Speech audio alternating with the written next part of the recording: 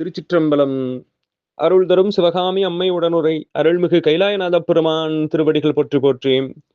எம்பிரான் அருணகிரிநாதர் திருவடிகள் போற்றி போற்றி. கந்தர் அலங்காரத்தினுடைய 35வது பாடல் நம்முடைய சிந்தனைக்கு.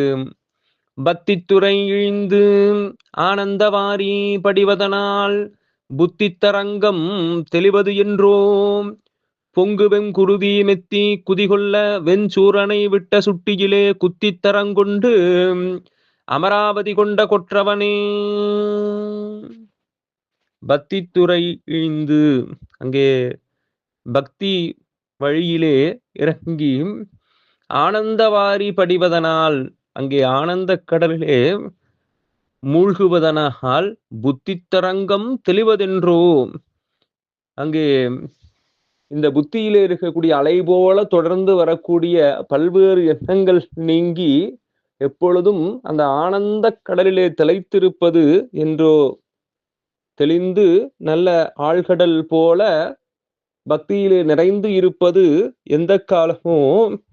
பொங்கு வெங்குருதி மெத்தி குதிகொள்ள, அங்கே சூரனுடைய உடலிலே குருதி பொங்கி அவை ஆறாக வழியும்படியாக வெஞ்சூரனை விட்ட சுட்டியிலே குத்தி தரங்கொண்டு, அங்கே சூரபத்மனை தன்னுடைய கையிலே இருந்த வேளால் அவனை குத்தி கொன்று அமராவதியை கொண்ட கொற்றவனே.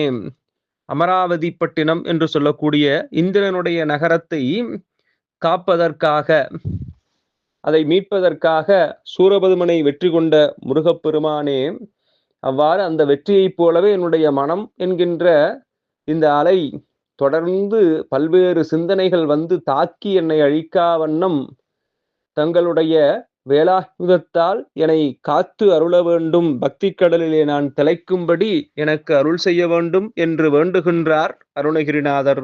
திருச்சிற்றம்பலம்.